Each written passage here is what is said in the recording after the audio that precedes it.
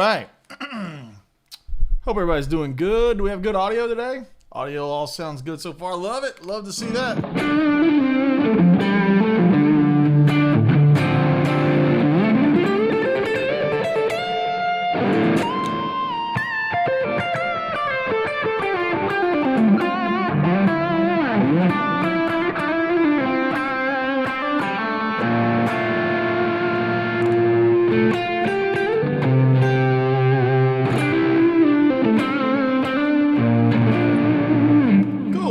Maybe do we play a song? Do we see if a song works?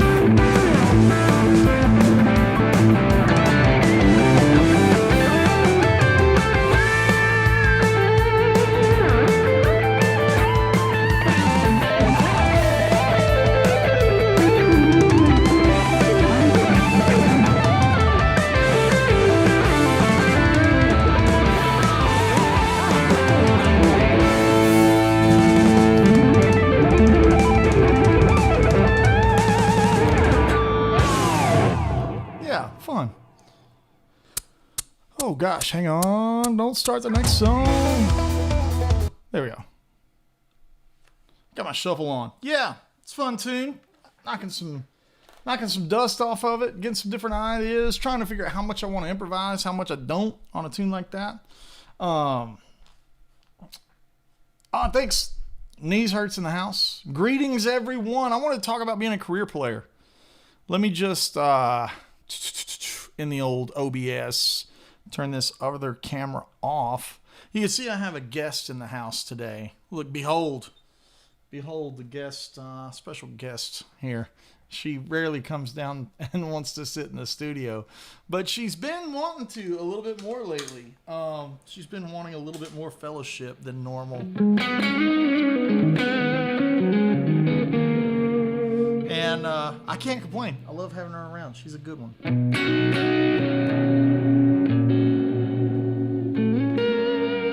So, here. Kick that off. And I saw a good video. First of all, I'm glad everyone's hanging out here. I saw a couple of crazy things going on recently. My girl Grace Bowers is stepping away from YouTube, and she's having some negative interactions with the trolls, as they say. And I saw another video from Ross Campbell, who I think Ross is great, and he's from Great Britain. And he relocated to Nashville. And I actually been able to have lunch with him a time or two and see him around town. Even though I live in Knoxville, I still go to Nashville and work out in Nashville a lot. And Ross just released a video. Basically, the TLDR, the short version is he was doing the hired gun thing, thinking that that was the fulfillment because he would get to play the big arena stage and the festival stages.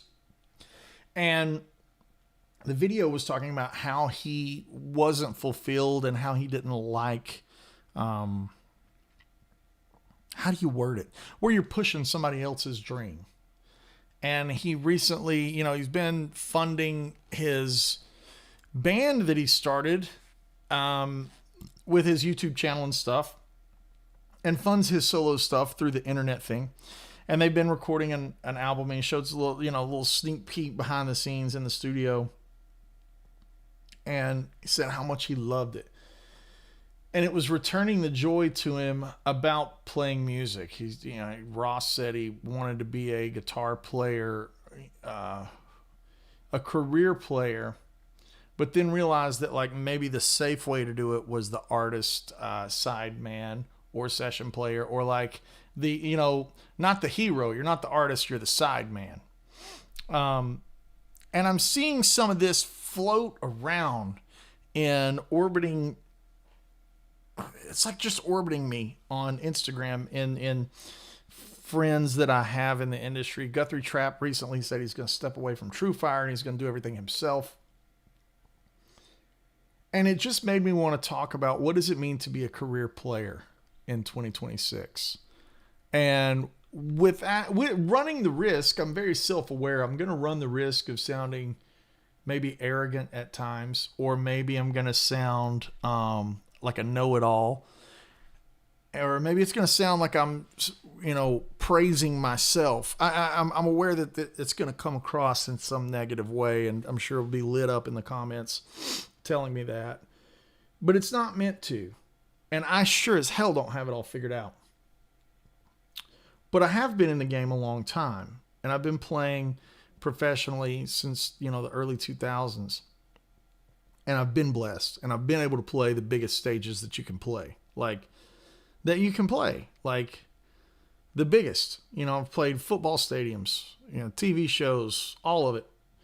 I've been blessed enough to not only be able to do the sideman thing, but also the artist thing. And I have what that looks like through that lens. And now as a fledgling entrepreneur with the Woodshed guitar experience and what that Rockstar Fantasy Camp weekend retreat getaway is that we put on. And I'm getting to see the industry from multiple angles.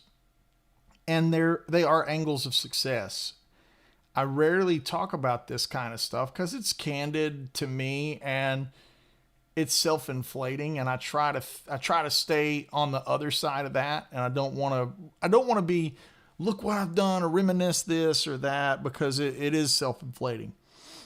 But that's my preface for the Q&A today and the live stream about what we're going to be doing, what we've been talking about, and the questions I would like to get rolling around in the chat today. So Grace, obviously having the repercussions of negative fan base, that's a very internet thing.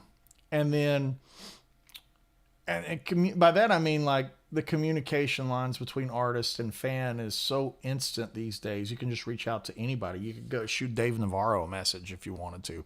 I'm not saying he'll respond, but you can, right? And then Ross's situation was like, hey, I think the safe way for me to get to do guitar for a living is to be a sideman. And then once you get there, you're like, I don't like this. It's not very fun. So I wanted to just touch on these things from my perspective and my history. And a short timeline will help you. Timeline will help you understand my perspective. I started playing when I was a little kid. I played mandolin until I still play mandolin, but I started playing electric guitar when I was about 18, 17, something like that. And then I won the Guitar-mageddon thing when I was 21, and I got in a rock band, and we toured, and I really wanted to make it big with the rock band. We didn't, but we did get close enough, right? We were opening for Seven Dust. We were opening for Drowning Pool. We were on the road in a van, hustling. And then I started getting hired gun gigs, ranging anywhere from sessions at studios in town, playing on, originally it was Christian metal records through Travis Wyrick's studio. And then it got me playing on every other kind of thing I could imagine. And I've played on some records that are on the radio. I've played on a billion records that nobody's ever going to hear and everything in between.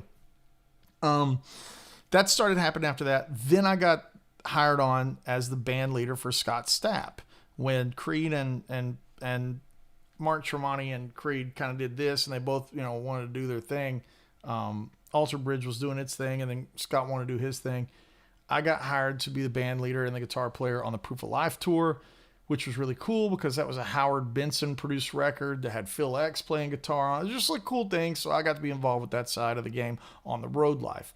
And then from there, Rascal Flatts, Low Cash Gary Allen, all the hired gun stuff. And then since then, my solo stuff was running in parallel. It was almost like the sideman career was way up here, and my solo stuff was a side hustle that I did online that only guitar players knew about. And then it started like inverting, especially when COVID happened and everybody was at home looking up guitar videos. That kind of popped off, and then had the mentorships from the all the guys that I look up to, all of our heroes. Petrucci has helped me. Satriani has been kind to me and helped guide me with business stuff. And Joe Bonamassa has given me sage wisdom. Andy Timmons, being around him. It was like just being in those circles has blessed me very much. And I've got to be the artist. And then in 2020, when we did the first Woodshed, I became a business owner from the aspect of putting on a musical event, a 4-day event. It's a mini festival. Even though we only have 100 attendees, it's still our baby. It's a thing that we do on our property, and I'm understanding that side, understanding what it's like to not only be the artist, but be the owner of an event. Like, again, taking some sage wisdom from Bonamassa, who does that very thing with like the Keeping the Blues Alive cruise and stuff like this. All of that is the timeline of my my career over the past 20 years or so. Very blessed with signature product development. I mean, the modern tee, the 24 fret tee, it's something that a lot of manufacturers make now. And in 2014, nobody made one. So, John Suhr was happy to do it. And now there's Charvel guitars and Kiesel guitars that basically look like finishes that we've done. So I'm very flattered that not only the guitar itself is a success, but there's copycats out there. That's the biggest form of flattery that you could ever have. So understanding that side of the game is a different thing as well. And I've just been very attentive. I've been a sponge through my career, and now I can say I've got big accolades. My resume is really big. First things first, John Sir believed in me when nobody else did. I think it goes without saying that I have offers from other manufacturers all the time. I stay with Sir because I love their product. John knows how to build and fret a guitar. John's fretwork is unmatched. I love the way his guitars feel. They built a guitar that I dreamed up. The Modern T, the 24 fret Telly, did not exist. They built that. John also found me on MySpace, internet, Petrucci forums. Really, Ed Yoon found me on Petrucci forum back in the day when we were all hanging out with Martin Miller and Tom Quill. All of us guys were in the same group, age group, and we all kind of popped off at the same time. Martin and Rick and Tom and Andy James, who's now with Five Finger. It's great to see that graduating class be so successful. But the biggest point of why I have this loyalty to Sir is like, I was with them when I didn't have a resume. Now that I have this huge resume and the offers are around, I remember that, and it's a family. So I'm blessed. It's not lost on me. I have to give that timeline. That's the point of the video where everybody's gonna be like, stop bragging, stop saying it. The reason I say all of those things is so that there's a little validity to why I'm gonna have some opinions that I'm about to have right now and some hot takes. And what I want is for anybody watching this video, whether you're a weekend warrior, if you're in the live stream right now and you're getting to see this and you're getting to hang out, whether you're a weekend warrior who's playing with his buddies or whether you want to be a career player and all the facets that can be, can you be a Joe Perry and join a rock band and write hit songs and do what, the guitar player for Incubus did or whoever? Yeah, that's an angle for sure. Can you go full Tom Bukovac and play in the studio and then moonlight with only the artists that you want to play with, like if Vince Gill calls? Yes, Bukovac has got a great path that he's on. Can you go full Brent Mason and barely tour at all and hardly ever leave the studio? Yeah, you could do that too. And then there's everything in between. And now in today's world, you have multiple facets of monetization and how you can monetize, and that can reach all the way into, I always think it's funny when Tim Pierce says, I'm a guitar teacher. I'm like, yeah, brother, you're a guitar teacher. Like, you're Tim Pierce. You played on some of the most biggest, baddest records of all time. Like, get out of here. He's like, I'm still learning. I'm like, yeah, whatever, Tim. Tim's one of my favorite players, and it's been fun to become friends with him because I remember opening those records and being like, who is playing that? That is the most glorious guitar tone I've ever heard. Who is this guy? And digging through it. And so now it's interesting that those guys have become friends and mentors, yada, yada, yada. So what I want to talk about is, how do you improve your career standing? What is the secret? What's the secret sauce? What's the formula to be successful? You have to enjoy what you do. That is number one. You have to enjoy it. Are you going to have a bad day in it? Yeah. Are you going to have bad gigs? Absolutely. Can you fall down on stage and embarrass yourself? Hell yes. Can you have a producer look at you and be like, that's not cutting it, man? Yes, that can happen too. That happened to me. Luckily, Travis didn't kick me off the session when I was 17. He helped me. But yes, you can have plenty of bad days. But at the end of the equation, do you love it? Do you love to play if you want to be a player? If you don't love making videos, don't make videos. I love to do live streams. I don't love making videos, but I do them. But I don't love it. I love this. I love live streaming. So I do it. I make videos because customers, fans, whatever you want to call it, the person paying money, the product, they enjoy Instagram and my videos on Instagram. I will continue to make those because they sign up at Patreon and they want to see lessons and they want to be part of a Zoom masterclass. They want to go deeper into whatever topics, whether it be like, hey, how do you set up this, or how do you set up your tremolo, or how do you chicken pick, or whatever. If someone is paying me for my time, it doesn't matter if that's an artist, a producer, or one of you guys. Like, if you are paying me, you're Dan Huff. You know, I see Lucas Perez in here, and Lucas is a member of our Patreon. I've been lucky enough to meet Lucas at a live show. He's Dan Huff to me, or he is Scott Stapp or Gary LaVox or anyone that pays me to do this. Keeping that clear keeps things not ego-based, for me at least. If Lucas asks for a certain topic, and I recognize his name, and he's in my Patreon, I'm going to make that topic, right? That's no different than if I kick off Fast Cars and Freedom, and Gary wants more distortion. Or Gary wants less distortion. If I kick off any of that stuff, or if I kick off... It doesn't matter what I'm doing. If someone who is an employer and a client and a customer, in our business, those three things are all the same thing. There's no different from a producer telling me what they want on a session, or Jim Riley telling me what he wants as band leader, versus me at Woodshed and a Woodshed attendee asking if I could get Eric Gales next year.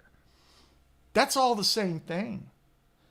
That keeps things very level to my brain, and it keeps my feelings from getting hurt.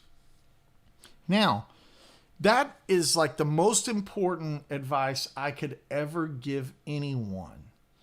If you are being paid to do something, if it's the club owner, or if it's, well, you're now being employed, if it's a Patreon member, however aspect it goes,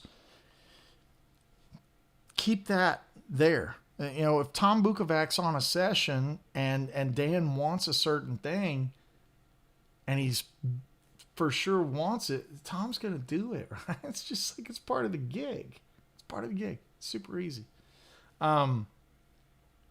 So the next aspect of it, well, is how do you maintain your artistic love and inspiration? This is from being the one who is being paid, shifting to the one who does the paying. Okay? By that, Jim Riley and I work together, and most of the time I am Jim's lieutenant, so to speak.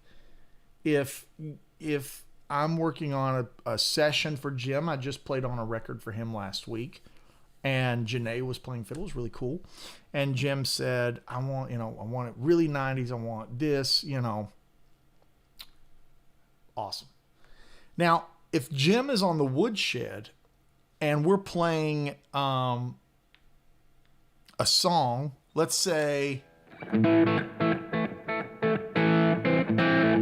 we go to the solo,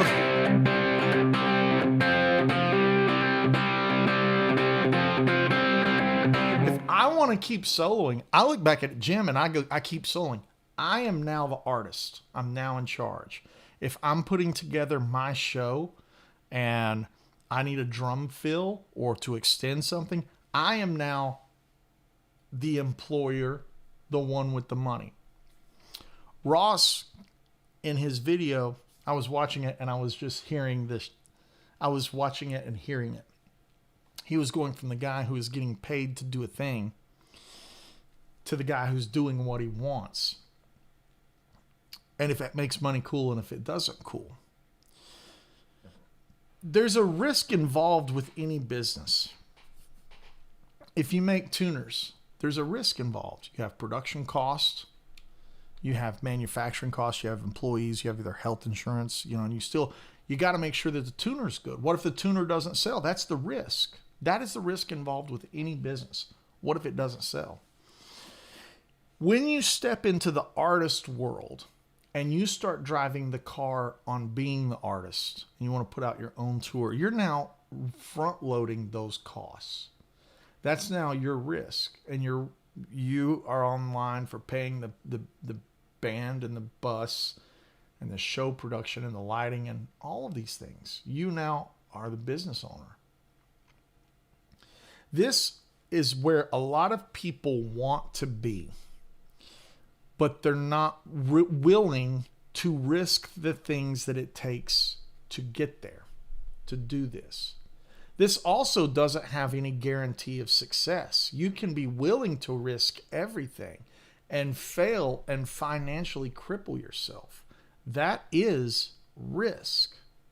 However, if you do make money and you are an artist and what you make is enjoyed by people who are willing to pay and spend their money on it, now you're in a sweet spot. And this is the spot that everybody wants to be in, because now you get to do what you want artistically and get paid. It circles back around to now the audience is your boss. And you have to keep the audience happy. If the audience isn't happy, they're not coming to your show. They're not coming to your event. They're not buying your guitar. They're not downloading your patches. They're not doing any of the things that. So this is even though you might start over here because you don't want to risk the artist weight and the all the financial burdens of being the artist and putting on the show and eating those expenses. If you don't want to do that, but you still want to be on a festival stage or you still want to be in the music industry, you might go, well, I could still be a hired gun and have a little taste of that. This is what Ross's video was about. Ross's video was about, I thought I could have a taste of it and it would be fulfilling. Hey, he ended up not fulfilled. So he starts a band and now he starts feeling fulfilled because he's doing that. Ross is in a sweet spot because Ross has a very successful YouTube channel, has a very successful set of products that he sells, like lessons and things that are digital packages. And so now he can afford to buy some studio time to elevate the risk reward, vertically integrate. This is the Joe Bonamassa business model, right? Taking the money from here, vertically integrating it here to increase the risk to see if fans will like it so he can go play out more.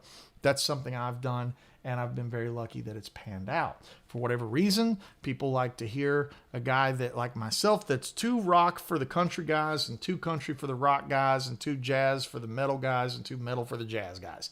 That's me. That's what I make. And I'm a community guy. I like to own my thing, my whole thing. I want to own it, right? So Ross is starting to step into that. Now let's talk about the Grace Bauer situation, because this dovetails into the fourth problem of the situation, which is when trolls arrive, when trolls strike, when the evil negativity of the internet gets you. And there will be trolls in this comment. There will be somebody that tells me that I don't know what I'm talking about, no matter what I said that I've done. There's not a gig big enough on the planet that would validate my opinion to some a-hole out there, right? Because trolls want to troll. Trolls be trolling, right? Barry, who owns XTS, works at XTS with Greg and Eric, and those guys build my gear, and sometimes they'll join in the chat. Those guys are sweethearts, and they're incredibly professional. Pete Thorne called me, name drop. Pete called me and he's like, Andy, I've got a ground hum. How do I fix this? Who's my guy? I'm going to be in Nashville this week. I was like, XTS. Barry texts me, hey man, thanks for the hookup. I text both of them, hey, y'all got this? High tides raise all ship. Barry, fixed Pete's board. Everybody's happy. I look like I, got some flowers for connecting everybody. It's like a win for everybody. Everybody wins, right? This whole scenario goes down. The industry's just moving around. However, Barry texted me today and he goes, can you believe that somebody would type this? And they comment on an XTS video saying, I can't believe you'd do it that way, blah, blah, how stupid, yada, yada. And I said, well, that's funny because I just had a troll on the Van Halen Wet Dry Wet board and somebody telling me how stupid it was that anybody would ever prefer Van Halen's Van Hagar era later tones to the original tones. I was like, who cares? Who cares what your opinion is? If you like the Van Halen tones from 1984 the best, awesome. If you don't, and you want the tone that he had in the 2015 last run, that rig that Dave Friedman built, awesome. The opinion can be, the troll will arrive and try to tell you and bring you down and tear you down and try to tell you that you're doing something, all this messing up, you're wrong. That will happen even in this live stream and or video. Somebody will just come in and start trolling. It's inevitable. Grace is in an interesting walk of scenario. She's young. She's got some career rolling. She's attractive, she's playing, doing her thing, fronting a band. And she's got these pervo creepy dudes sending her probably the awfulest stuff that you could imagine, right? It sucks. But this is a big one. She's leaving YouTube and wants to get away from blues because of those guys.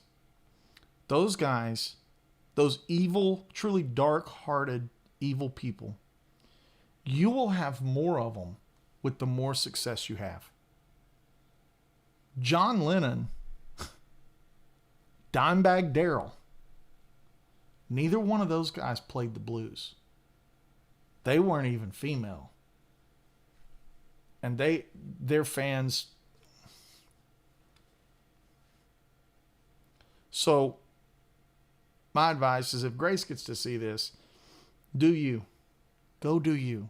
If you love the blues and you're only leaving it because people are jerks, don't do that. Don't let them win. Don't give them the satisfaction. Put out the best blues record you can ever put out. If you don't want to play the blues, don't play the blues. If you want to play funk, go play funk. If you want to play jazz, if you want to start a Killswitch Engage tribute band, I am an advocate for you to go start a Killswitch Engage tribute band. My advice is do what you love and just have the troll. The trolls they're going to scale with your success. If you don't believe me, all you have to do is look at a Joe Bonamassa comment section. For as many people that love Joe's playing, I am one of them. For as many people that love to go to Joe Bonamassa concerts, I am one of them. There's a billion people just complaining about him. It's insane. It's absolutely insane. But you know what he does? He makes his music. He puts on his show. He buys his trucks, his buses, his insurance for his employees. He does his business.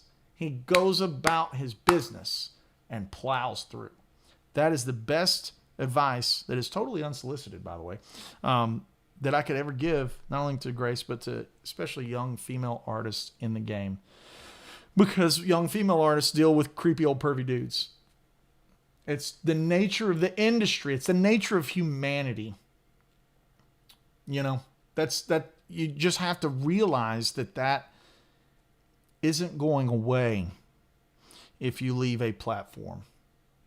I'm not saying she's wrong. She's got to do what she wants to do. She's got to do what's good for her. I just want to be a voice of support and reason in saying that don't let somebody run you out of the blues if you love to play the blues. Don't let them win. You make the best. I'll be in your corner 1,000,000%, So it's interesting with her because she's not walking up Ross's ladder, or Ross is shifting from sideman to an artist. I had an interesting shift that occurred with COVID. I've very blessed A-list hired gun sideman for some of the biggest bands. I mean, I've got to share the stage with Jelly Roll, Christina Aguilera, Rascal Flatts, Gary Allen, Low Cash. I mean, dude, I've got to play with some of the biggest, and it just blows my mind. In the guitar realm, I have been called on stage by Eric Johnson to come and sit in. My childhood hero, Sam Bush, called me up when he played to come play at the Bijou with him. I have been so lucky to be the sideman, But then when things started shifting in COVID and everybody was at home, people started digging into my back catalog. I was doing live streams and people were like, man, what's that song? I'm like, this A song called Junktown just came out. Check it out. Then people wanted my tones, and, then Charisma came out, and, it's doing what it's doing now. Very, very lucky. I've got a clinic tour that I leave out next week. I hope to see some of you guys out at it. There is no one way to skin the cat. This is what we're going to shift into before I start answering some questions and checking out the comments. There is no one way to do the business. There's a million ways to monetize. If you're creative, you can make a buck. You can make a course on trying to sound just like Polyphia. You can make an online course telling people why it's awful to sound like Polyphia. There's every trash can's got its lid. You know what I mean? You know what I mean by that? Like, there's a customer for everything. Your job is just to get to the fan. Your job as an entertainer is to entertain, is to engage, entertain people, pull people in. That's your gig. If you are playing, let's say this. Let's say you have a very successful body shop and you make really good money, and there's no desire to quit working at the body shop because your 14-year-old son's going to inherit the business. But you love playing guitar and you want to go play some clubs, and you're barely getting able to sit in with the local blues jam, but you think you got a good enough band to go play the local club. I'm thinking about like Open Chord, right, in Knoxville. You got to build a show with your buddies that you're going to play music with that's going to entertain people, even if it's just small. Then you've got to hustle and get off your butt, go down to the venue, find out who the booker is. He's going to ask for an EPK. He's going to ask for, links to your social medias and all this crap. Go down there and shake his hand. Say, look, nothing's better than meeting somebody in person. Find out who pulls the strings at the local club. It ain't that hard. I'm amazed at the human mind, how it will sit on the sidelines and just be like, I wish, if I could just, hey man, get off your butt. I asked people, I begged. There was a brewery in town. We were all 19 or 20, and I was begging for the opportunity to play their brewery, Smoky Mountain Brewery. They finally, Don, I'll never forget it. Don, he knew me from I was a teenager playing in Pigeon Forge, and he knew me then, and he knew that I would go sit in and he would see me, and I begged him. I can't tell you how many times I went down to the brewery. I was like, Don, let us play. Please let us play. Give us a Tuesday night. Please let us play. $500. Just give us anything, And it worked. And I remember reaching out with emails. When we were first starting out, I was friends with the boys in 10 years. Now, careers have changed. But at the time, I was like, please let us open. We'll buy on to the tour. Just let us buy on to the tour so we can have an opening spot. You've got to be willing to go and put in the effort to go get what you want. In the business realm of Woodshed, I could put more money in my pocket, and McCready could put more money in his pocket if we charged less and had more people. We could make way more money. But at that point, it's not special. It doesn't have longevity. You've not built something that people care about and want to come back to and tell their friends about. You have to be willing to see the bigger picture and to pull out of the scope. You got to be able to scope out. You want to make a lot of money one year and not have people back, or do you want to build a business? This overlaps so hard with risk management. And when I talk to young guys in Belmont, I have some young guys that are in my Patreon that are guys wanting to improve their careers. And they're in Belmont. I actually had I had a girl here today. She's at UT, and she's begging. She was like, please just teach me some stuff. I really want to know. I'm going to Belmont, and I just need, and she said, I'll pay. I was like, look, you can't afford me, but I will help you. I have a tendency to be very sympathetic to young, hungry artists, and I've mentored several because I was mentored. And so now I'm getting the ability to pay that back. And the ones that I spend my time on are the ones that beg and they're hungry. I was hungry like that. I'm still hungry like that. I rarely can look back and look at all the things I've done. I'm only like, what's the next? There's another thing we can do. We could do this and elevate the show and it'll be cool. We should have, zip lines or whatever, whatever. I'm wearing the Skankbanger jersey. It's like Skankbangers like that. And it's a toy band. It's a side band. It's not even anything that anybody's going to retire on, but I treat it like the same mentality. And we hold ourselves to a standard and the band makes killer money.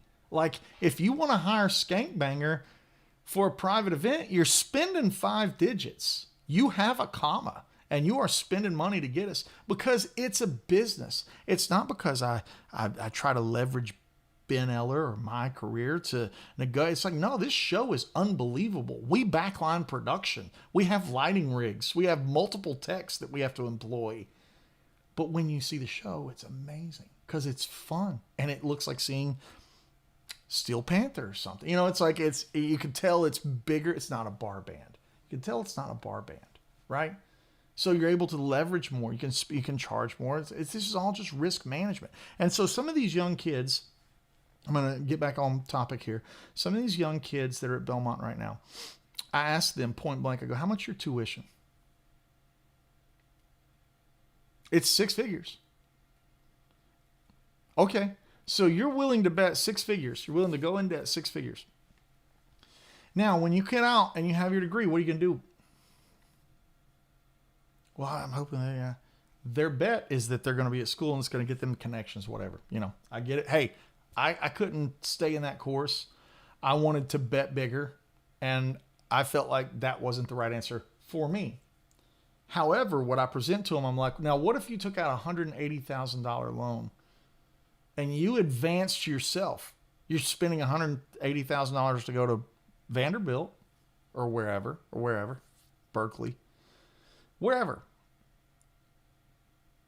What if you went to Bank of America or the credit union and you advanced your own album and you said, I'm willing to bet $30,000 on this record, another $20,000 here, and you advance it. Now you're not tied to a label. If you want to be an artist, there's avenues to control your fate where you're not putting it in the hands of someone who controls you. This has been a learning experience that I have really been in the weeds with. I'm very blessed. I'll throw flowers to Chuck. I have Chuck as a business partner, Randy as a business partner, and that's outside of the Woodshed. That handles the Andy Wood Music LLC. It's been a very lifelong goal to get better at negotiating and advancing shows and understanding what the risks are, with renting a tour bus. It's like, this is all just learning, and it's just learning. There's always a new problem. He will comment, if he hears me talking about this, there's always a new problem to be had every single day. But I'm going to go back to what I said earlier. The very first thing I said, you got to love it. If you love it, you're willing to tackle those problems. You're willing to risk, really willing to get in there and risk your time and your effort to do it. Let's go ahead and start hitting some questions. This one right here, Karim 7052. But do you really need 30 grand to produce your own album? No. You can make your own album for $800. I doubt very seriously you're going to make an impact unless it's something freakish that I just, something that you've got some kind of connect that I don't know about. But when you make an album, you're not recording music into files. That's just one piece of the game. You now have to have artwork. You need to have some sort of distribution somewhere. Are you going to put it on TuneCore? Okay, well, what's the artwork going to look like there? Are you going to have videos that go with it? Are you going to program everything? Are you going to mix it yourself? You can. I don't think the record's going to sound that good. I don't. There's a reason a guy like Mark Lettieri, who is in my same demographic and age group and career point, there's a reason Mark Lettieri goes to a studio to cut a record. He'll cut his guitars at home. I cut my guitars at home. But he'll track rhythm sections in a studio. And he will give the record to a guy to mix it. And he will spend money on the record. Nick Johnston and I have laughed about it a lot. It's like, yeah, man, you got to spend money to make the record compete. 30 grand is not much for an album. Mineral Slim is nailing it. 30 grand means you had brother deals. That means Jim Riley really likes you and wanted to play on your record and gave you a brother deal that he would never give anybody. That means that Bonamassa, I'm referring to Charisma. That means Bonamassa played on my record because he wanted to. He didn't charge me. I was lucky. I was blown away. So yeah, 30 grand's not that much. You have to have mix. You can spend $14,000 on a mix, and that's still not even a big money mix. That's a brother deal. You got to remember, when you step into the waters and you step into the big boy playing field, your new record, Charisma, or like the new Mateus Asado record, or the Route 66 record that Matteo Mancuso just released, or any of these guys in the guitar game, Animals Leaders or whoever, Periphery, Misha, name it, like guitar nerd stuff. You are now competing with the best in the world. Your record on a Spotify playlist or a YouTube channel is going to come right up next to Eric Johnson's new record. I guarantee you they're spending money. You don't have to. But if Nick Johnston releases a record, I know what he's spending, and I know how good it is. And I know how great it will be. So if you ain't playing ball at that level and you're trying to cut corners, Nick Johnston's going to mop the floor with you. And it's not a competition per se, but records come out at the same time. Do you know what I mean by that? If Charisma came out right when somebody else's record would come out, the general public would compare them. The one would get the views and one wouldn't. You know, it's just the nature of humanity. It's the nature of how we see things. Zach Top released his record. Now that's all I'll listen to. I didn't care who else released a record when his record came out. Right? That's what I'm talking about. You know, I haven't allowed myself to listen to Mateus Asado's record or Mancuso's record yet because I don't want to be influenced to the point where I'm stealing things because it's new. I like to listen, like I remember when Andy Timmons' record came out and it had the black cover with the green. I can't remember which one that one's called. But it's a fantastic album. And I didn't listen to it for like 6 months because I was making Charisma. And I remember texting him and say, I just want you to know that I haven't listened to your record only for the reason that I'm making Charisma and I don't want it in. And he just said, you know, he said something like, I'm just really proud of you or something like that. Just to have, he was in that, he's been in that path. And like, you have to have the self-reflection to know, it's like, I love Andy's playing and I've stolen so much from him. If I listen to this record, I will steal something from it. I can't let that get into my record. Right. And so you have to make your own statement.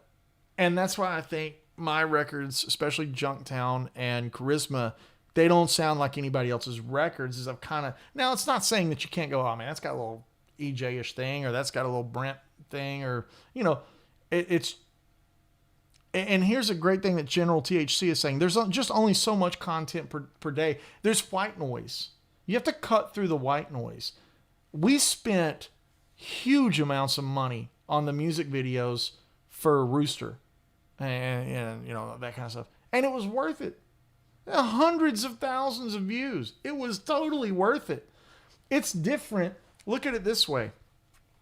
It's a win for me to get 400,000 views or 300,000 views on Shoot the Sun Down, which is a song that I wrote and I played and a video of me playing it.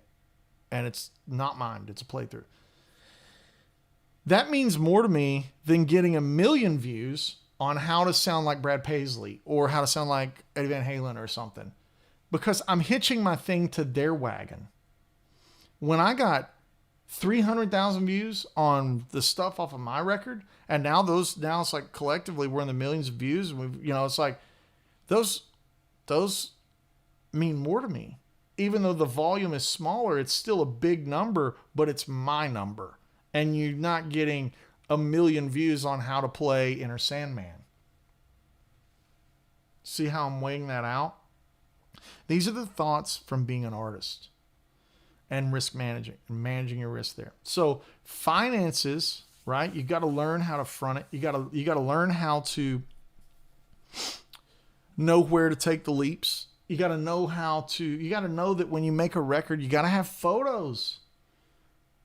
Don't have photos that look like you made it on your iPhone. Your buddy shot it against the wall. You got to look good. Like, there is Andy in the hoodie and the ball cap, right? And then there's Andy in the sport coat and the shades and the brim hat. And it's like, that's a thing. That's what I sell when you come see a show. It's not the same guy, right? It is, but it's not, right? It's a show. Like, I grew up seeing Buck Owens, Don Rich, and my heroes, and Merle Haggard and Dwight Yoakam or whoever. They did not look on stage like they do off stage. Brad Paisley on stage does not wear what Brad Paisley off stage wears. Like, not saying that everybody has to do that. I'm saying that's what I like.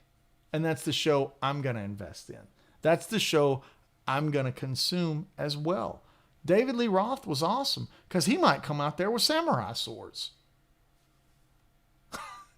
That's completely irrelevant to having Eddie Van Halen in your band. You might come out there with nunchucks. Like, that's crazy. I want to see that. You know what I mean? So that is a huge chunk of thought on how to improve your career. More importantly, what to look for, and most importantly, how to maintain your sanity and your mental health through it all. Right? That's a big one too. So let's get in here and knock back some Q&A, because there's going to be some spicy stuff going on. Rust in peace. I've been on and off since I was 12. Sometimes I join bands for fun. If it stops being fun, I have another source of income. Probably a lot of guys like you. I would say that's the wisest way to do it. And even as you grow as a musician, diversifying your income streams will allow you to risk more on a record or an artist, or like, say you want to go record at Abbey Road. Like, that's going to be a lot of money. So it's good to have another income stream that can float that. Great topic. People digging the topic. Yeah, cheers, man. Thanks. I'm just trying to help. I'm just trying to give some. William Bentley says, how old do you think is too old to pursue a career in music? I'm 50 years old, but I still have a longing for it. I don't think there's a too old. There's been too many guys late in life write really great songs. Like, let's just check some stuff. Well, how would we word this into Google? We would say, musicians that got popular later in life. Let's just see what comes up.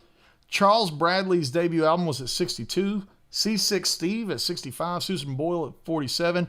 Bill Withers started at 32. Mainstream popularity at 39. Yeah, these are some, like Andrea Bocelli, 36. Willie Nelson was 40 years old. Leonard Cohen in his 30s. Chris Stapleton was almost 40. So 2 Chainz was almost 40. So it's like, I don't think that what you make, especially in today's world of social media, you could go viral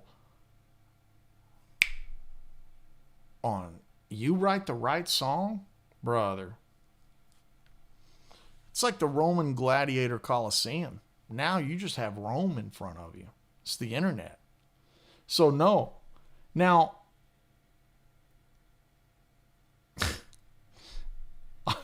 do I think you're going to have outstanding chances of being a heartthrob teen beat, all the little, no, I don't think those chances are very high.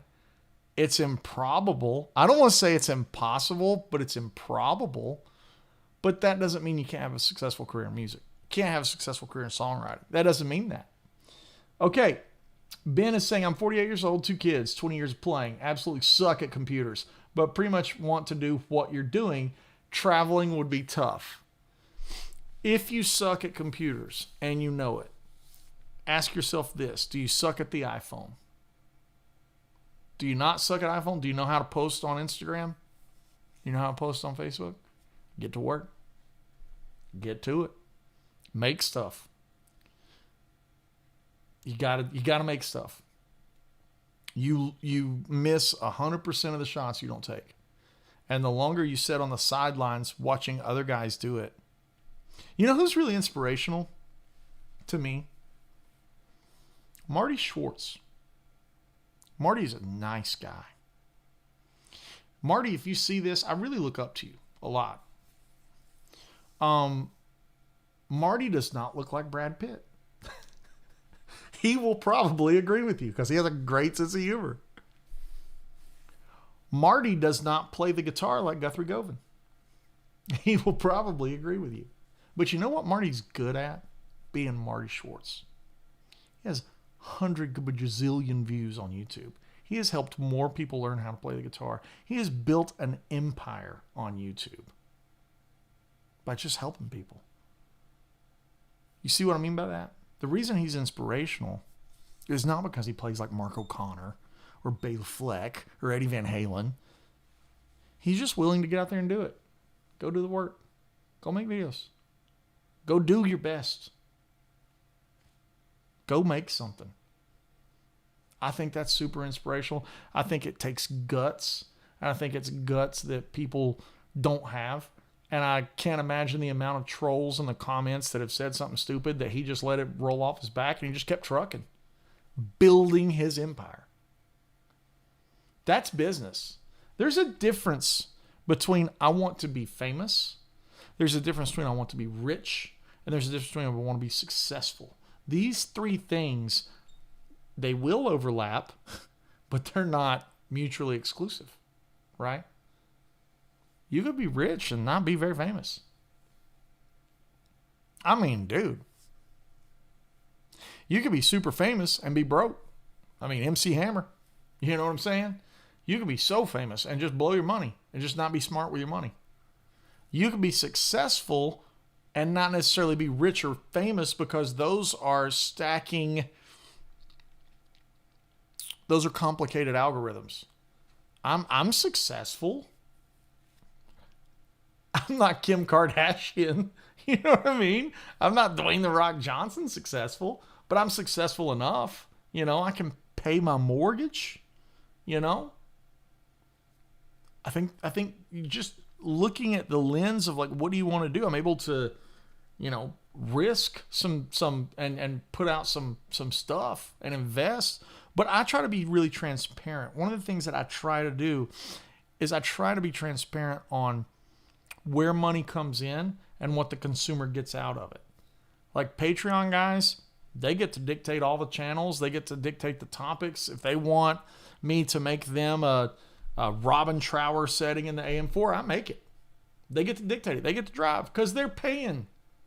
The guy on Instagram, so oftentimes the guy in the live stream or the guy in the comments, hey, Andy, will you tell us how to blah, blah, blah. If I search their name and it's not in Patreon, I may not make it because you're not entitled to everything. When somebody starts spending money on you, that makes them, okay, I will make this for you because you clearly are investing in me and my game. You're investing in the Woodshed. And as I have Les Pauls back here that have been paid for by Patreon or whatever, that's a bad example, but it's really not because you want Les Paul videos. Gotta have Les Paul, right? You want higher quality video. I gotta have the money from somewhere, right? And I keep investing in this because people seem to like it. And I say it every week, as long as you guys hang out, As long as you guys keep joining the thing and spending money on it, I'll keep making it. I'll make it as long as I can. And if some of you guys want to be at the higher tiers, I'll make exactly what you want. I will curate the menu for you. I am the chef. Let me cook. You know what I mean? But that comes with understanding business. That's why I get some guys in the chat sometimes like, money is not, that's not about money being everything. It's just about how economics work. I just want to go, I clearly can see that you failed economics in high school, right? You can see that just by the way somebody talks about basic econ, basic capitalism principles, right? It's like, it's just common sense to me, right? So I think that gets lost when artists have artist mentality. They're dreamers. They're artistic, and they want everything to be available. It's like, man, that's great, but who's paying the drummer? We got to rent Blackbird this week to cut these drums. Now, who's going to run the console? You going to pay him on hopes and dreams? No, you're not. Who's got the dough? And that right there is how labels hang people out to dry. Because labels will front the money at 29% interest and hold you hostage in golden handcuffs. That's why I say it's better to go to TVA, Bank of America, MCB, whoever you bank with, Chase, whoever, and take out a loan. Don't do it through a label. Now make your own thing, control your own destiny.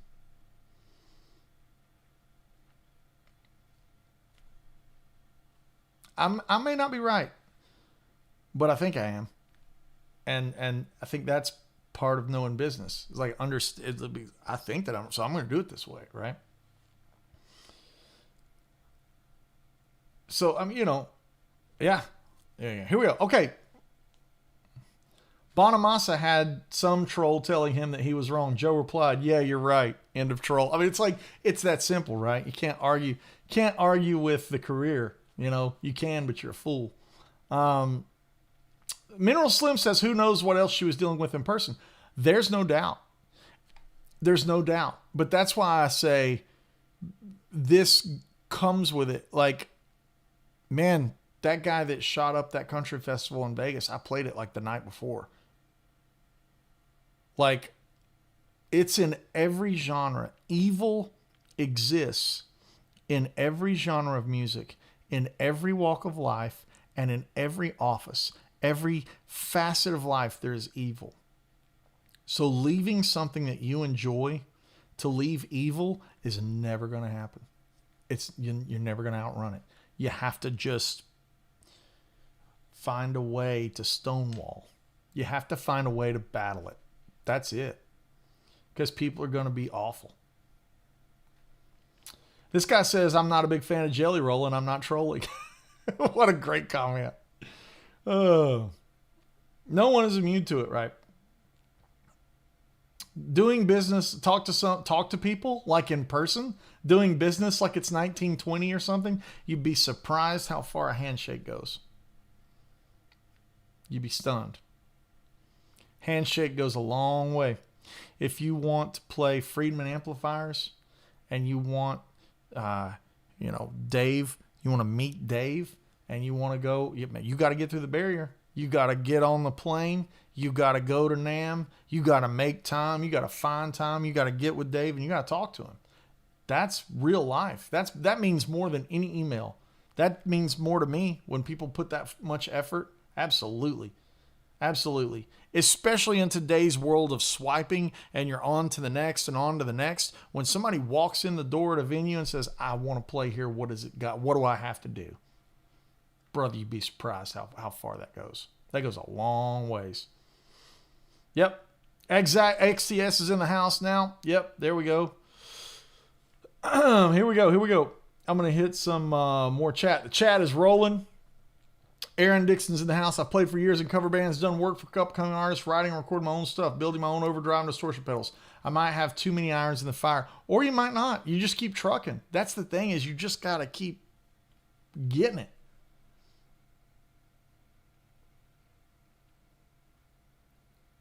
Here we go.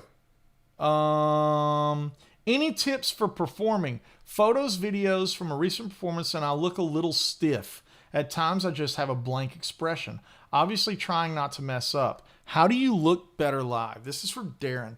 Darren, that's a great question because you're in the business of entertaining. You have to be engaging. The way that I deal with it, and I dealt with it this morning, I was rehearsing for the clinic tour. I set up my pedals and I had my tracks playing and I was walking around my studio. Have my guitar on. Sometimes I'll even use a wireless down here and just walk around the studio. I'll walk as I play just to where I know what it feels like in my body to move while I'm trying to play the music that I need to play. That is everything. Having mirrors in your rehearsal space. There's a reason that if you go to the nicest rehearsal spaces in America and you go to the nicest studios in Nashville or LA, there's a reason that there's a wall of mirrors there. So you can see how dumb you look or how dumb you don't look, right? You'd be like, hey man, maybe I don't need to wear those baggy pants. They don't look too good, right? This stuff only comes with the effort. Your self-awareness that you're telling me right now, that means that you know that's there and you know how to fix it. You just got to do it. You gotta, when you practice at home, there's a difference between learning the song, practicing the song, and rehearsing the song. When it's time to rehearse, your butt has a strap, guitar strap to you, walking around, clicking the pedals with your feet. This takes time. I could have other projects completed sooner if I didn't put this effort into this. But this is what's happening next week. So I have to put the effort into this, right? It's all related. How much of being an artist is selling your image more than your music? How much of your art is your image? What's your statement? If your kiss and your image is a big part of your art, I would say that's a big part of it. If you're Johnny Cash and you just want to wear a black suit, wear a black suit. However, that did become his image. See what I'm getting at? I'll tell you what, my thought of it is this. I'm not going to walk out of the audience onto the stage and look like I just walked out of the audience. If I walk onto a stage, I'm going to look like I belong on stage. That's just an internal thing that I hear from my granddad telling me when we were little kids. He's like, boys don't look like you just walked onto the stage right out of the audience. Stage presence, Shredding Finn is saying stage presence is its own animal. It's really tough for introverts. Absolutely. You have to conquer it by practicing it in your controlled spaces. I mean, even if it's just a 8-foot one side of the room to the other, walk from here to there, step on the pedals, walk back. Put your foot on you see, just put your foot up there, but like it's a monitor. It's just having that vision. Stage presence tips it's eye contact. My biggest tip for being on stage is talk to someone in the audience. Play for somebody in the audience. You know what I don't like? I can tell a lot by an artist, especially now that I'm a little older and I see the youngsters coming out of the game. I can tell a lot by an artist when they come on stage. Hey, how y'all doing? I'm Jimmy Smith, and we're really glad to be here tonight. This next song is I Love Carrie Ann. That just tells me they've played 4 gigs. Man, if I see some young kid walk out on stage and he goes, yo, how we feeling tonight? Knoxville. I know my man right down there in the blue shirt's having a good time. I can see you, brother. Cheers. That guy's played 10,000 gigs. He's connected. He found somebody. He made it a moment in time. The thing about stage presence is don't make it artificial. Make it real. Find somebody to look at and smile to and, play the... If you make a mistake, find somebody and lock eyes with them and shrug. Make it personal. That's the stuff that matters. That was the thing about Ed that was so great. Ed looked like he was having more fun playing that guitar than anybody on earth. He looked like a kid opening Christmas presents. And we all loved him for it. That's the thing. You just gotta rehearse it, and you've got to hone it and perfect it like you would hone any other aspect of the craft. I'm amazed to see that guys will spend $10,000, $15,000 on a rig and then rehearse sitting down. Like, brother, you got a $10,000 guitar rig and you won't practice standing up. You going to play your gig sitting down? Is that what we're going to do? Come on. If you're Joe Pass, cool. That's part of the Joe Pass gig. If you're Django Reinhardt, yeah, man, that's how Django did it. But if you're ZZ Top, brother, I want the suits. I want the Manuel coats, the shades. ZZ Top, Billy Gibbons is one of my biggest heroes. He didn't run and jump, but he always had stage presence. He was always cool. He's still the coolest guy when he walks in a room. He's a huge hero of mine. I mean, I got a Manuel coat because that's what Billy Gibbons wears, you know? And he has a way of playing the guitar and entertaining and playing his songs that's not running and jumping. It's not breaking stuff. It's not Pete Townsend style. But man, it's a presence. You see what I'm getting at? It doesn't matter what you do or how you, it's just how you do it. Do you engage the audience? Do you make them feel like you are there? They're not there to clap for you. You are there to entertain them. You earn that applause. You earn that thank you. You earn that chance. You know what I mean? The stage is a church. That's a church, man. Respect it. Respect that stage. That is how you get better at stage presence. Is your job not to hit bad notes, or is your job to entertain the audience? Everybody's going to hit bad notes. Nobody bats 1,000. Our favorite players hit bad notes. But it doesn't matter when they put on a show. I was able to go to the Ryman last week. Another one of those moments that you can't believe when you get an invite from Joe Satriani to come hang. And they put on a show. Steve and Joe, they're so seasoned and they're so great at entertaining. You forget it's instrumental guitar. From top to bottom, that show is outstanding. I recommend anybody go see it. Incredible. All right, a couple of different odds and ends here. I'm trying to check here. You have to know your thing. You have to know what your statement is. All right, here we go. You might have just kickstarted my go button because I have a niche. I didn't learn theory on purpose, so I never had to learn where you're supposed to go and more learn the flow state. So thanks for the push. Yeah, man. Andy, do you think an Echoplex preamp pedal would be better than a small boost in front of the Echoplex delay? I'd have to hear them both. You know, I couldn't make that call without hearing it both ways.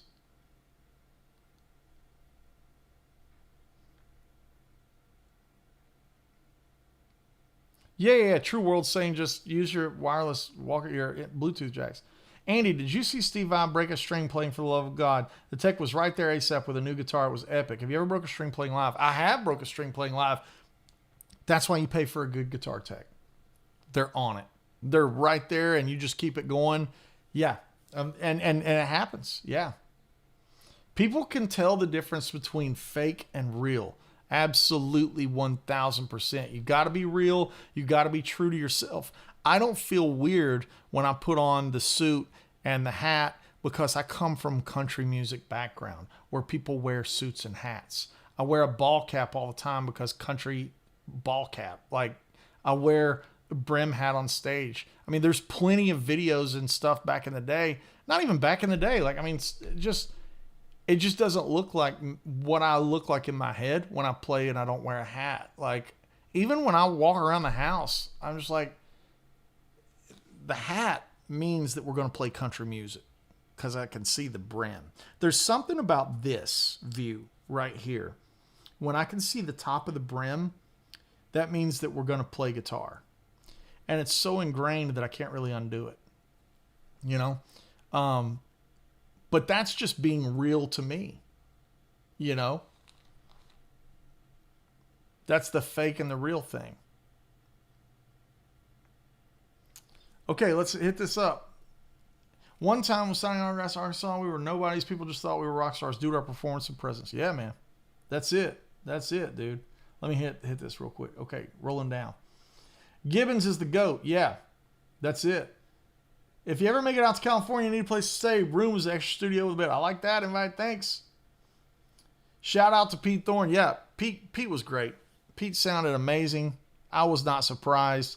And I wasn't surprised that the playing was spectacular. You have Kenny Aronoff. You have Marco Mendoza. You have Pete Thorne. You have Steve Vai, Joe Satriani. The music's going to be great. I was just so in love with how great the show was.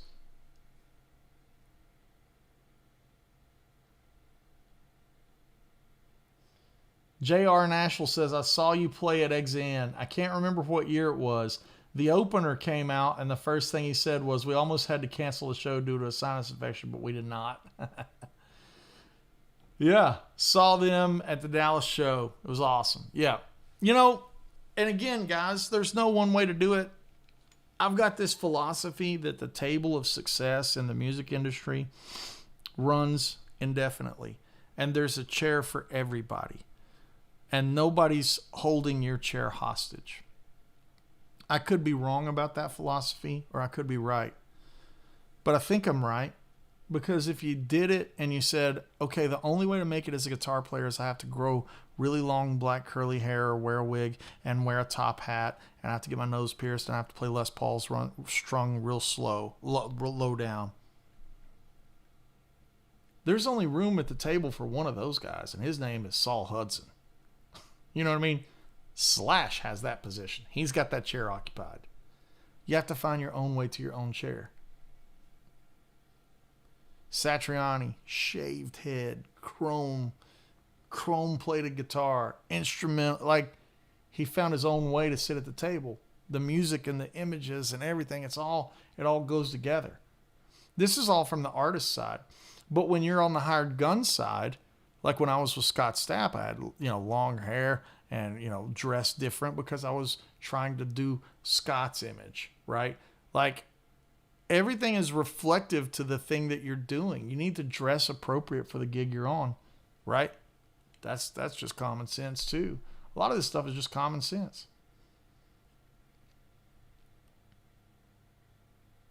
Only place standing up always. Yeah.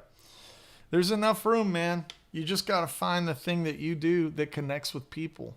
And you got to remember that success doesn't mean buying a yacht. It could, but it doesn't.